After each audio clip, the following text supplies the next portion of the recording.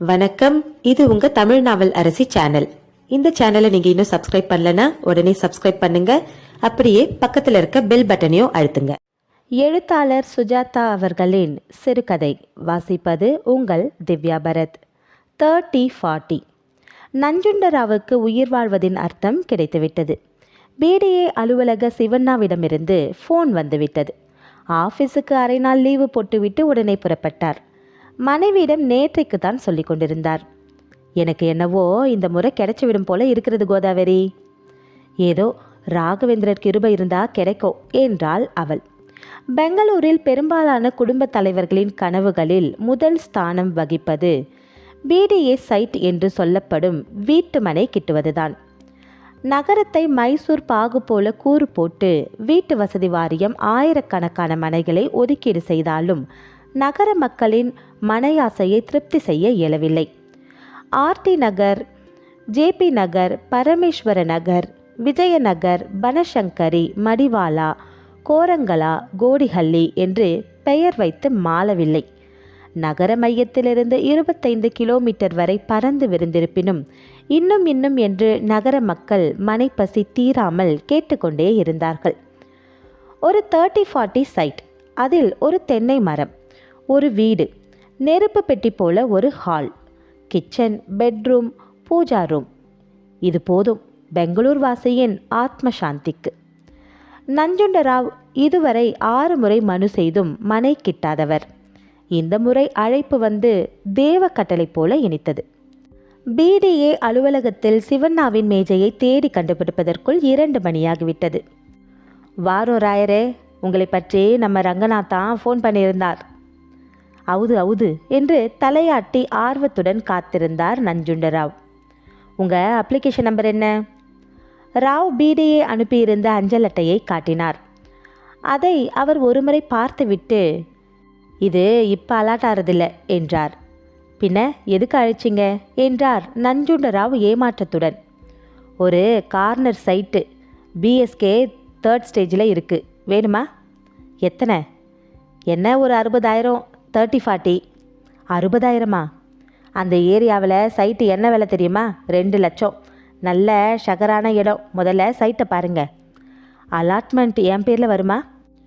அதெல்லாம் பார்த்துக்கலாம்.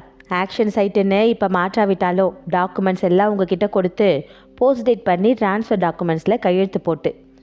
அவர் இந்த பக்கம் அந்த பக்கம் பார்த்து சொன்னார். பார்ட்டி பம்பாயில் செட்டில் ஆயிடுறாங்க. கல்யாணம் அவசரமாக விற்கிறாங்க. இல்லைன்னா 60,000க்கு ஒப்புத்திருக்க மாட்டாங்க. முதல்ல சைட்டை பாருங்கோ. கிருஷ்ணப்பா, இவரோட போய் காட்டுப்பா. பிடிச்சிருந்தா காதும் வைத்தாப்பில் காரியத்தை முடிச்சிடலாம். பக்காதானே? சுவாமி, நான் பிடிஏ ஆள். ரங்கநாத் சொன்னாரே என்று உங்களுக்கு உதவி பண்ண போகிறேன். இப்போ நீங்கள் இல்லைன்னா 8 பேர் காத்திருக்காங்க, முழு தொகையோட. நஞ்சுண்டராவ், இதோ இப்போவே போகிறேன் என்றார். சைட்டை பார்த்து பிடிச்சிருந்தா 2 நாளில் பணம் கொடுக்க வேண்டி வரும். டாக்குமெண்ட்ஸை வாங்கிட்டு பணம் கொடுத்தா போதும். கிருஷ்ணப்பா, சர்வே பிடி நம்பர் எல்லாம் சரியாக பார்த்து வச்சுடு. அண்ணாவை கொண்டு காட்டு என்றார். செலக்ட் ஆனால் கிருஷ்ணப்பாவுக்கு காஃபிக்கு ஏதாவது கொடுங்க, சந்தோஷப்படுவான். அனுமந்த நகர், பனசங்கரி முதல் ஸ்டேஜ் தாண்டி ஒரு கோடியில் இருந்தது அந்த பிரதேசம். இங்கொன்றும் அங்கொன்றும் வீடுகள் முளைத்திருந்தன. அதில் சர்வே நம்பர், சைட் நம்பர் எல்லாம் குழப்பமாக தான் இருந்தன. பொட்டலாக இருக்கும் போல என்றாள் மனைவி. எல்லா காலனியும் ஆரம்பத்தில் அப்படித்தான் இருக்கும். ஒரு பர்லாங் நடந்தால் மெயின் ரோடு, கடக்கண்ணி, பள்ளி, போஸ்ட் ஆஃபீஸ் எல்லாம் இருக்குது என்றார் கிருஷ்ணப்பா. ஒரு வருஷத்தில் இந்த ஏரியாவில் ஒரு தேட்டர், ஒரு ஜூனியர் காலேஜ் வருது. பஸ் ரூட் 43, 10 நிமிஷத்துக்கு ஒரு பஸ்ஸு போகுது. பக்கத்து கிராமத்திலேருந்து ஏராளமாக பாலும் காய்கறிகளும் கிடைக்கும். அப்படியா? 60,000க்கு 30-40 ரொம்ப மலிவு. கார்னர் சைட்டு, அயனான சைட்டு. அடுத்தது 80 அடி ரோடு பாருங்க. இப்போதே விளக்கு போட்டு விட்டார்கள்.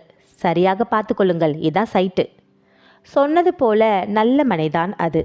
சமணமாக நிலம், வெள்ளைக்கற்கள் வைத்து நஞ்சுண்டராவின் கனவுகளுக்கு ஏற்ப.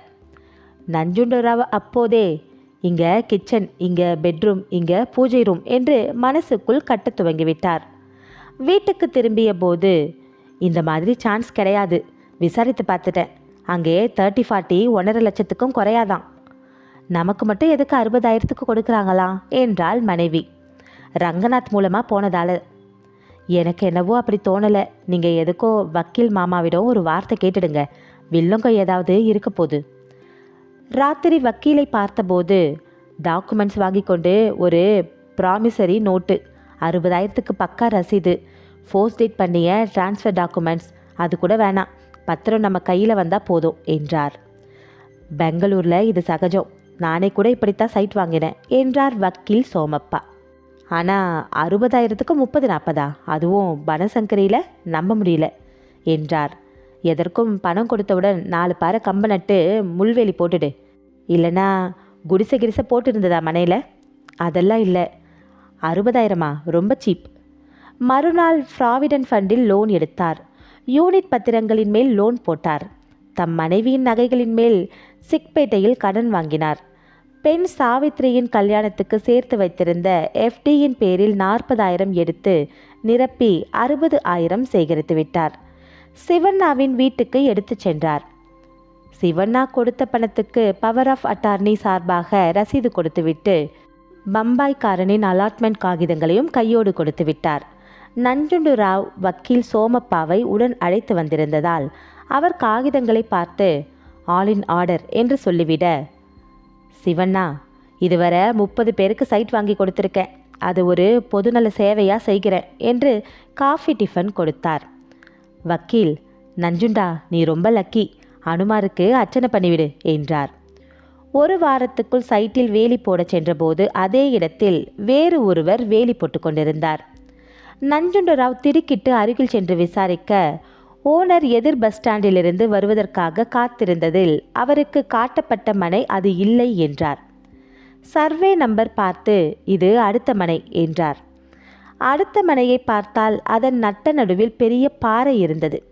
பார்த்தால் சைட்டு போலவே தோன்றவில்லை, ஒரு சின்ன குன்று போல இருந்தது. சிவண்ணான்னு பீடியில் ஒருத்தர் இந்த மனை கார்னர் சைட்டை காட்டினாரே, இந்த சைட்டையா? கார்னர் சைட்டையா? சுவாமி, ஏமாந்து போயிருக்கீங்க. இந்த மனை 5 வருஷமாக என் பேரில் பக்காவாக அலாட் ஆனது.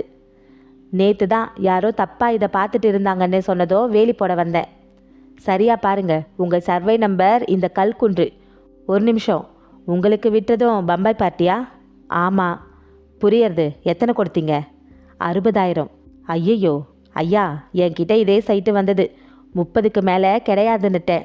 சுவாமி, இந்த கல்லை பேர்க்கவே 40,000 செலவாகுமே, எப்படி ஏமாந்தீங்க? நஞ்சுண்டராவ் சரியாக புரியாமல் மறுபடி சிவண்ணாவிடம் மறுதினம் சென்றபோது சிவண்ணா வீட்டில் இல்லை. பம்பாய் போயிருப்பதாக தெரிந்தது. 1 வாரம் ஆகும் என்றார்கள். பீடியை போனபோது கிருஷ்ணப்பா தென்பட அவரை விசாரித்ததில், அப்படியா, சர்வே நம்பர் தப்பா என்றார். அப்படித்தான் போலிருக்கிறது, நீங்கள் காட்டிய சைட்டு வேறு நம்பர், ஓனரே சொன்னார். நான் விசாரிக்கிறேன், கவலைப்படாதீங்க. சைட் இருக்குல்ல? சைட் இருக்கு, ஆனால் அதில் வீடு கட்ட முடியாது. ஏன்? வெறும் பாறை. அதுக்கென்ன, லேசாக உடச்சிட்டா போகிறது. அது வேற பேச்சு. நீங்கள் காட்டின சைட்டு தப்பு, அதை பார்த்து தான் பணம் கொடுத்தேன். அப்போ அது வேண்டாமா உங்களுக்கு? ஏன் பணம் வேணும்? பணம் எங்கேயும் போகாது, சிவண்ணா வந்ததும் சொல்கிறேன். தினம் ஃபோன் பண்ணியதில் சிவண்ணா ஊரிலிருந்து வரவில்லை என்றே சொன்னார்கள். வக்கீலிடம் போய் கேட்டபோது, லீகலாக செய்ய முடியாது, பக்கத்து சைட்டாக இருந்தால் என்ன, 30-40 சீப் தானே என்று அபிப்பிராயம் சொன்னார். பக்கத்து சைட்டில் ஒரு பெரிய பாறை குன்று போல இருக்கிறது வக்கீல் சார். அப்படியா? ஏமாத்திட்டானா? அடப்பாவி, சிவண்ணாவை கேட்டிங்களா? அவன் ஊர்லேயே இல்லை, தினம் ஃபோன் பண்ணுறேன். ஃபோன் பண்ணாதீர், அறிவிப்பில்லாமல் நேரே போய் பாரோம். அப்படி பார்த்ததில் சிவண்ணா சிக்கிக் கொண்டார். வாங்க ராவ், கட்ட ஆரம்பித்து விட்டீர்களா வீடு என்றார். இல்லை சிவண்ணா, சைட் நம்பர் தப்பாக காண்பிச்சு பக்கத்து மனையை பார்த்து பணம் கொடுத்து விட்டேன். இப்போது சரி பார்த்தால் எல்லாம் பாறை. பாறையா? ஆமாம். சிவண்ணா கடும் கோபம் கொண்டு, ஏய் கிருஷ்ணப்பா, சாருக்கு எந்த சைட்டை காண்பிச்ச என்றார். கார்னர் சைட், அதான் கார்னர் சைட்டு. உங்கள் சைட் நம்பரை சொல்லுங்கோ. சிவண்ணா கோடு கோடாக ப்ளூ பிரிண்ட் வரைபடத்தில் பார்த்து, ஆமாம், கார்னர் சைட் இல்லை, அதுக்கு பக்கத்துது என்றார். முழுக்க முழுக்க பாறையாக இருக்கு. இருக்காதே, பாறையாக இருந்தால் பீடியே அலாட் பண்ண மாட்டாங்களே. நீங்கள் எதுக்கோ திங்கக்கிழமை வாங்க, நான் இன்னைக்கு சாயங்காலம் போய் பார்த்துட்டு வரேன். இல்லை சிவண்ணா, பணத்தை திருப்பி கொடுத்துருங்க. என் லைஃப் சேவிங் எல்லாத்தையும் தீர்த்துட்டேன். எனக்கு மேலே சங்கடம் இருக்கிறது. ஏற்கனவே பல ரெவென்யூ சைட்டுகளில் ஏமாந்துருக்கேன், பணத்தை கொடுத்துருங்க என்று நஞ்சுண்டராவ் கெஞ்ச, அதுக்கென்ன, பம்பாய் பார்ட்டிக்கு ட்ரங்கால் பேசிடுற, 10 நாளில் டிராஃப்ட் அனுப்பிச்சிடுறாங்க, நீங்கள் போங்க, பத்திரத்தை கொண்டு வாங்க.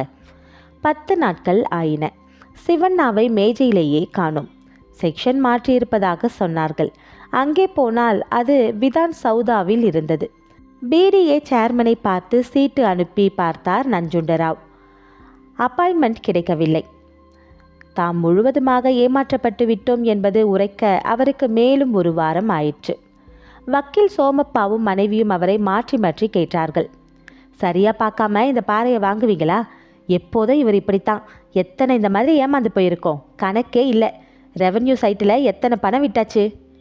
நஞ்சுண்டா, அவன் மேலே லீகலாக கை வைக்க முடியாது. வாங்கின பணத்துக்கு ரசீது கொடுத்துருக்கான், டாக்குமெண்ட் கொடுத்துருக்கான். சர்வே நம்பர் தப்பாக காட்டினதுக்கு எந்த அத்தாட்சியும் இல்லை. He's cleans. அதில் எதுவும் கட்டவே முடியாதா என்றாள் கோதாவரி. சோமப்பா சிரிப்பை அடக்கி, அனுமார் கோயில்தான் உச்சியில் கட்டலாம், அத்தனையும் பாறை என்றார். மௌனமாக கேட்டுக்கொண்டிருந்த நஞ்சுண்டராவின் சுவாச மூக்கு துடித்து பெரிதாக மூச்சுவிட துவங்கினார். முகம் சிவந்து கை நடுங்க, அந்த சிவனாவை ஒன்றும் பண்ண முடியாது என்றார் வக்கீல். முடியும் முடியும் முடியும் என்று முகத்தை கோண வைத்து கொண்டு ஒரு மாதிரி பார்த்து கோபத்தால் உதடுகள் துடிக்க, முடியும் என்றார் தீர்மானமாக. கோதாவரி கவலையோடு, போனா போறது, வாங்கோ, என்னவோ பகவான் சோதனை என்றாள். அப்படியே ஒரு கடப்பாறையை எடுத்து அந்த சிவண்ணா வீட்டுக்கு போய் அப்படியே அவன் மண்டையை பழந்துடணும். எதுக்கும் நான் பப்ளிக் கிரீவன்ஸ் லிட்டிகேஷன் மாதிரி போடலாமான்னு பார்க்குறேன். இல்லை, ஒரு லெட்டர்ஸ் டு த எடிட்டராவது எழுதுவோம். பாறையாக இருந்தாலும் சைட்டுன்னு ஒன்று இருக்கே, சமாதானமாய் சொன்னார் வக்கீல். ராத்திரி 7 மணிக்கு வக்கீலுக்கு ஃபோன் வந்தது. மாமா, கோதாவரி பேசுகிற, சீக்கிரம் வாங்கோ. என்னாச்சு? சாயங்காலம் சொன்னாரே, அது போல் கடப்பறையை எடுத்துட்டு சிவண்ணா வீட்டுக்கு கிளம்பி போயிருக்காரு. எனக்கு ரொம்ப பதட்டமாக இருக்குது. மத்தியானத்திலிருந்து பேசி கொண்டிருந்தார். எனக்கு என்னவோ விபரீதமாக புத்தி போகிறது. சீக்கிரமாக வாங்கோ. வக்கீல் காரை எடுத்துக்கொண்டு உடனே சென்றார்.